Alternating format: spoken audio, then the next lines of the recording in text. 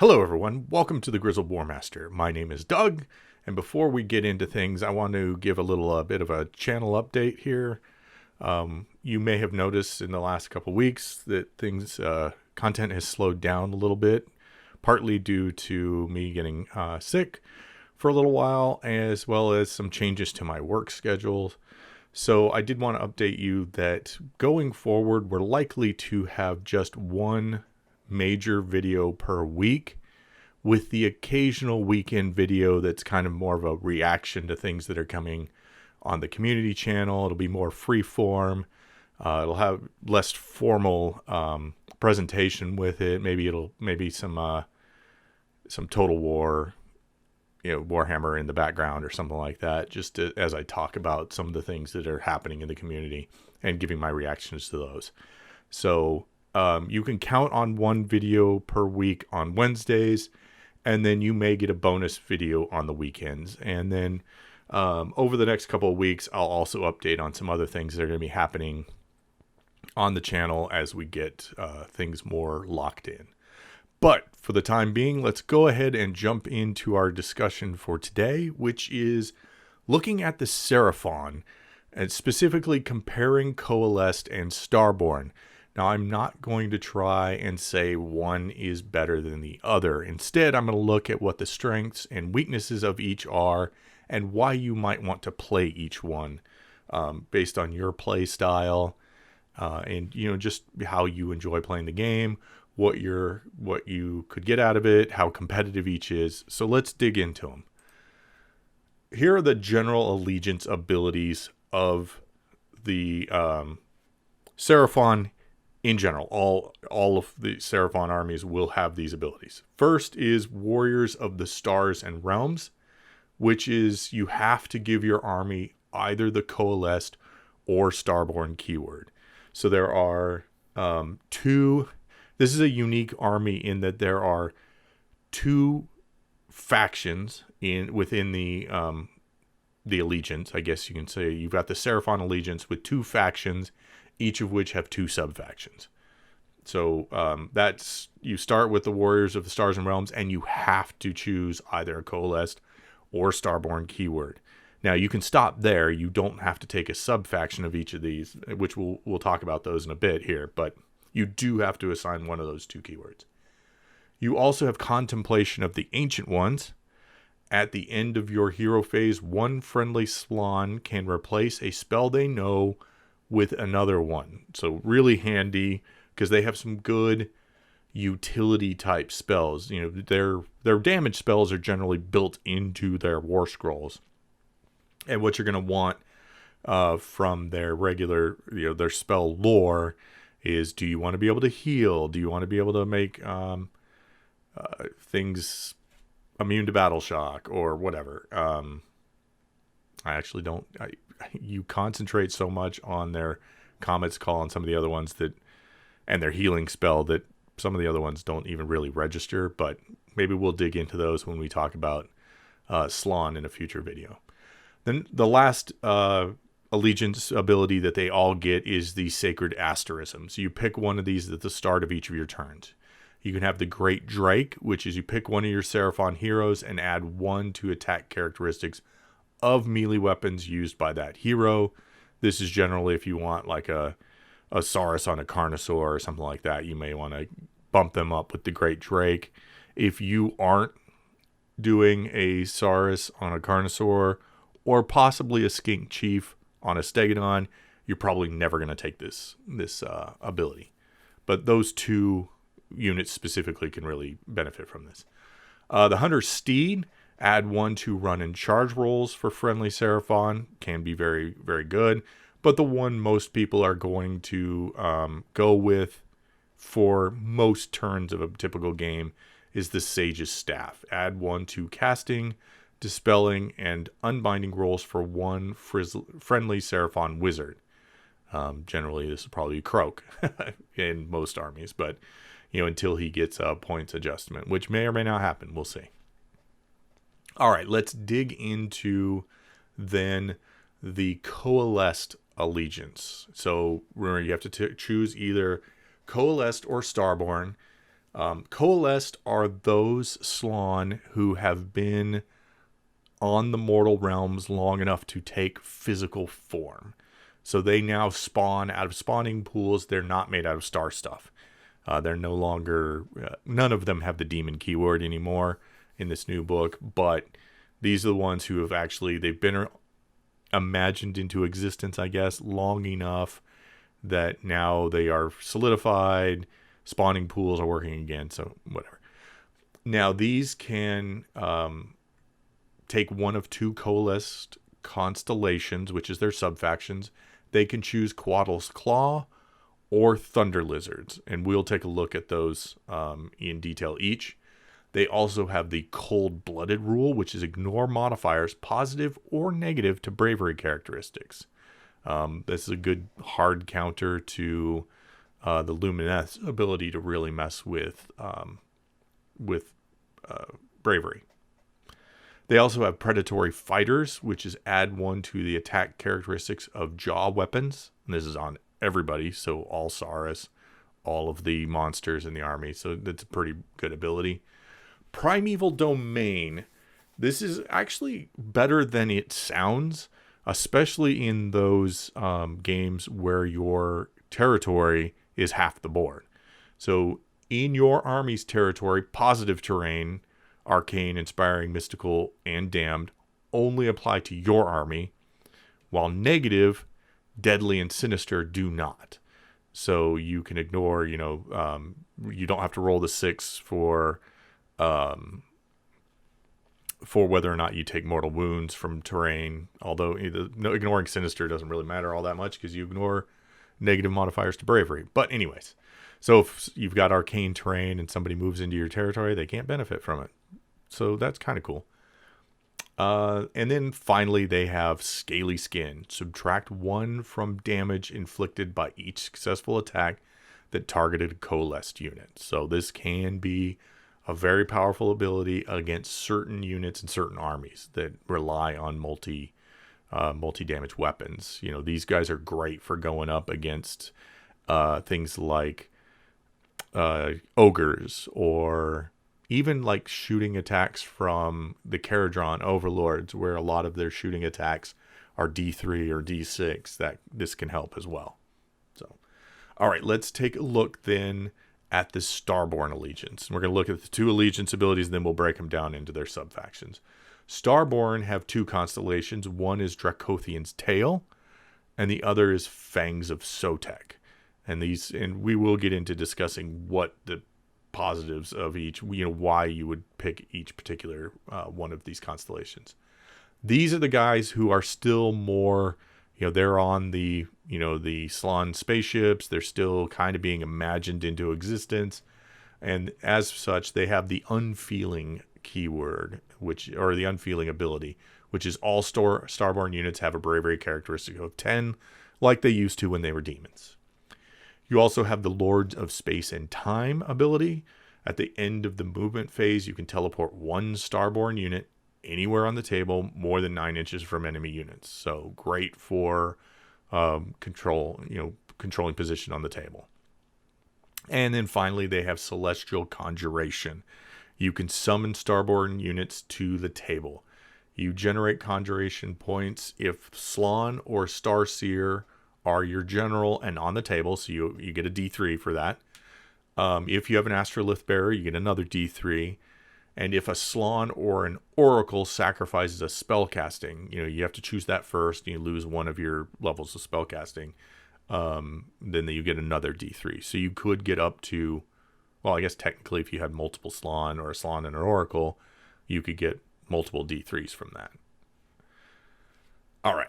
Let's then kind of break these down. So we're going to go back to Coalesced. These will be the 2 physical factions that have the extra jaw attacks, the resistance to damage, and look first at Quaddle's Claw. Now this is going to be the Saurus-focused subfaction. So if you want to field a big army of Saurus warriors, Saurus Guard, Saurus Knights, an old one on Carnosaur, all of those type of things, this is the subfaction for you.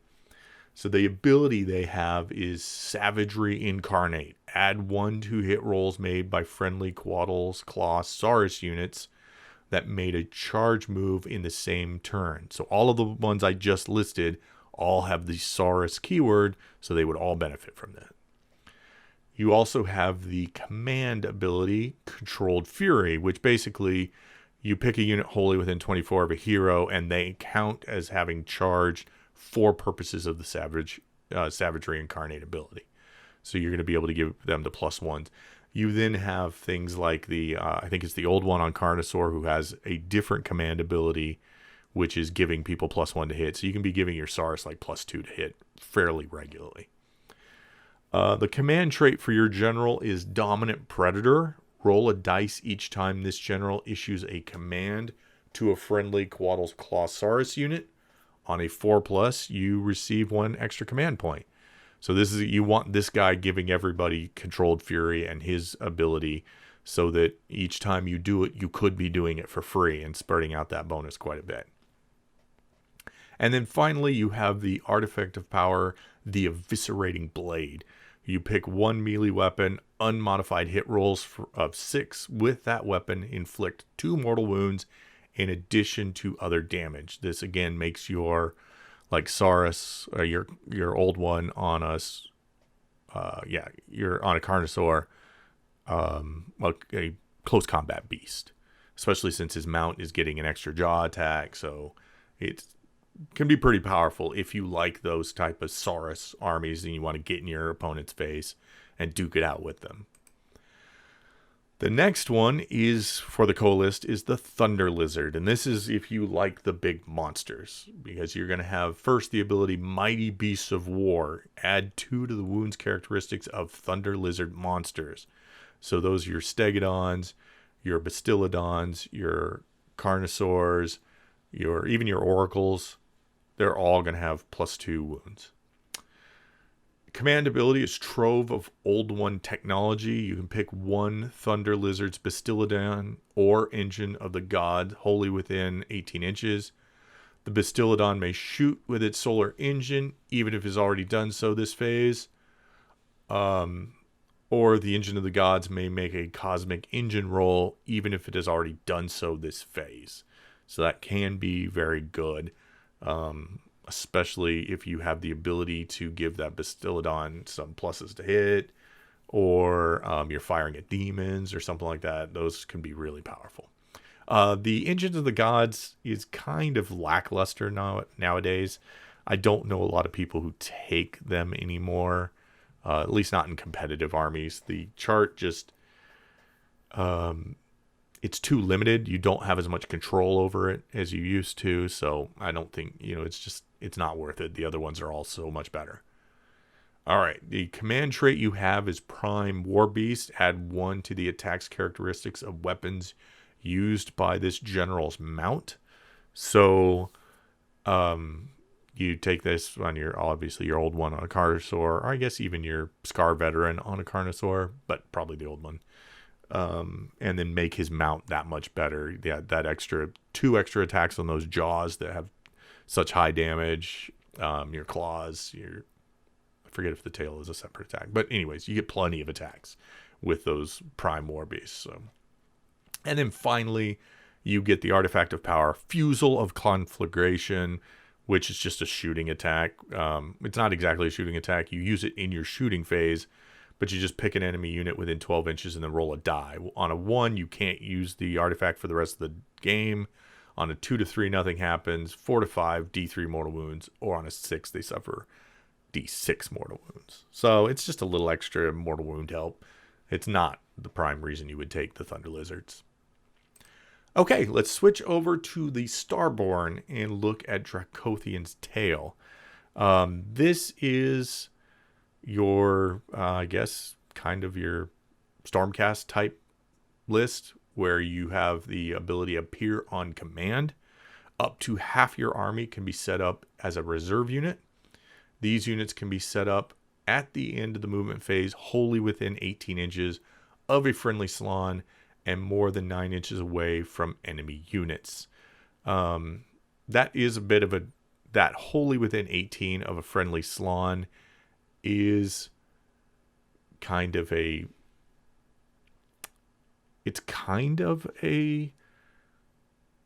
restriction. I mean, it is definitely a restriction, but you can overcome it. For example, both the Lords of Space and Time and the Appear on Command, I believe they both happen at the end of the movement phase. So you could theoretically teleport the Slaawn first, then bring the other units down within 18 inches of him for a good alpha strike, especially if you choose the Stag as your asterism. And then if you took the cogs, the chronomatic cogs, and put them on the +2 movement, you could give all of these guys coming in a bonus of 3 inches to their charge range. So you could bring in a good first strike force that you can, drop in within 9 inches of the enemy, give them +3 to charge, making some pretty easy charges. And you could have some heavy duty, like Stegodons and Salamanders and things like that, jumping right into your enemy's face and then also charging them. Shooting at close range, then charging them. Could be really cool. Could be powerful. Especially a good counter to all of the shooting heavy armies that want to sit back and hit you from range or jump all over the board, like with the Caradron ships. This might be one of the best ways to take those ships out while they're stationary. Is jump in there and hit their, especially the Ironclad. You're going to want to get it to half its wounds or less so it can't fly high anymore. But just one way you could potentially use Dracothian's Tail. The command trait, you'll notice that they don't have a command ability here. We skip straight to the command trait. They have Ancient Knowledge. Your Slaawn general must take this command trait. The general knows 1 extra spell and can re-roll 1 casting, dispelling, or unbinding roll for each hero phase. Now, it's a pretty good ability, but notice it's a Slaawn general, so if you really want something aside from this, you could make a Skink your general instead of the Slaawn, or even a Saurus. I don't think you necessarily want Saurus units in your Dracothian's Tail unless you wanted a deep striking old one on Carnosaur or whatever. But anyways, so you've got options there. Finally, you've got the Artifact of Power, the God Beast Pendant, which is the first time the bearer is slain, roll a dice on a 4+, they come back. Basically, all of their wounds are allocated to them are healed. Any wounds remaining to be allocated to them are negated, which is that's a cool way to. I've liked how they've clarified these, because the first time we ran into a problem with this, well, maybe not the first time. The first time I noticed it was with the Stormcast. I'm curious if they're going to amend this where the Lord Arcanum can stop units in your army. I think it's maybe just Sacrosanct. I can't remember. It's been so long since I've played Stormcast. But can keep one unit from dying, or one model from dying, and heals them back 1 wound. So whether or not they'll give them and remaining out wounds to be allocated are negated, that might be overkill on that. They might have to raise his points if they did that. But that's neither here nor there. We'll talk about that later. All right, next we have the Fangs of Sotek, which seems to be the popular way of playing Starborne right now, although I think I'm going to try my hand at a Dracothian's Tail first.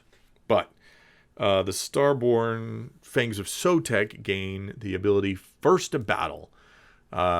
In the first battle round, add 3 inches to the move characteristic of Skink units, which pretty much everything you want to take in a Fangs of Sotek list, except for your Slaawn, will be Skinks and maybe your Astrolith Bearer.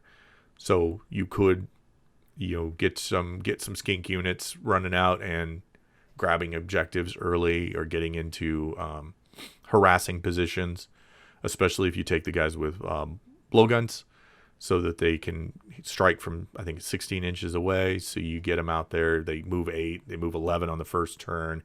That will put them in range of most people who set up on the line to be able to, they're not holding back. So their command ability is really good. Parting Shot. You can use this command ability when an enemy unit ends a charge move within 3 inches of a friendly unit of skinks or chameleon skinks wholly within 8 inches of a friendly Fangs of Sotek hero. That unit can shoot. After resolving the shooting, roll a dice. On a 4+, that unit must retreat and cannot run. A unit cannot benefit from this ability more than once per turn. However, and I will double check this real quick, but I believe this does not, and I'm pretty sure I copied this as it appears in the book. So, but I do want to double check, because this does not, like many other, for example, the I forget what the ability's called in the Cities of Sigmar, where the handgunners can shoot people who charge them. That one specifies as long as another unit isn't within 3 inches. This one does not. There is nothing in here about that they have to be... read it real quick here. Nope. There is nothing in here about them not being engaged with another unit. So if your unit for some reason charged into combat and then on their next turn they countercharged, you could theoretically still use this ability to shoot them as they come in, because you do it after they get to within 3 inches, so you are now engaged with them. Then you roll your 4+ and you could get out of combat with both of those units, theoretically. So that's a really good ability. The next thing you got is your command trait, Old and Grizzled. Fangs of Sotek's Saurus general must take this command trait. If your general is on the battlefield, roll a dice. On a 3+, I should say, gain 1 extra command point. You likely won't take this, because you're playing Fangs of Sotek, unless you've got some kind of idea in your mind where you just need every last command point that you can get, and you're willing to invest whatever it is, 120 points to, for a Saurus on foot, just to be your general, to get that better chance of 3+ to get the extra command point. I don't think most people will do this. Most people will take a skink for their general, or maybe even a Slan, and give them one of their command. I mean, you could take a Slan and give him the you're going to take a Slan anyway, so you give him the command ability, which is like Ancient Knowledge. I forget what it is. He can roll another 4+ for an extra command point. So it's not as good as this, but it also doesn't require you to invest extra points in a Saurus that will do nothing else really for your army. And then finally, you've got the Artifact of Power, the Serpent God Dagger. You pick one of the bearer's melee weapons, and if at the end of a combat phase, if any wounds were inflicted with that weapon and not negated, and the enemy model was not slain, you roll a dice. On a 5+, the enemy is slain. So this is your Hand of Dust, your Slayer of Kings. That's the other one I was looking for. Yeah, so those are pretty powerful abilities. 5+ isn't all that good a chance, but if you stab a Mortek or a monster or something like that and you get the 5+, amazing. So, all right. Now let's kind of run down why you might choose to play these various armies or these various factions. Seraphon 1 is one of the best, but it's really the best army for customizing how you want to play the army. If you like playing big monsters and you want to have tons of Stegodons and you want to have tons of Bastiladons and things like that, you can play Thunder Lizards and your Stegodons become battle line, and you don't have to do... I mean, you probably will want skinks, but you don't have to if you don't want to. You could put all monsters on the table. If you want to use hit and run tactics and flood the board with cheap, fast units, you can play the Fangs of Sotek. Because you're going to want all skink units. Now, Salamanders are technically skink units. Bastiladons are skink units. Stegodons are skink units. They all have the skink keywords. So all of those can benefit from a lot of the things that the Fangs of Sotek do, but not the parting shot. Only skinks or chameleon skinks get that. But still, there's a lot to love about that.